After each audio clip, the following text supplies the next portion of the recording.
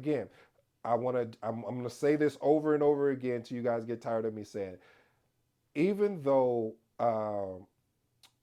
I just, let me rephrase that. Evaluate your skill gaps.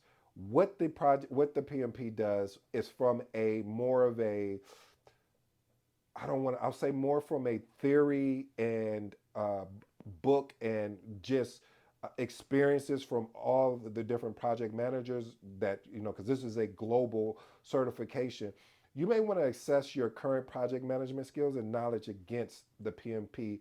I recommend using the exam content outline to see and look at those different domains and identify any gaps or areas of improvement. But again, my caveat, and this will be the last time, my closing remarks. But again, you want to see if there's some gaps that you have, and maybe you don't go after the PMP. Maybe you study the PMBOK or study other guides, or pick up this book behind me called The Magnetic Project Manager by your boy E.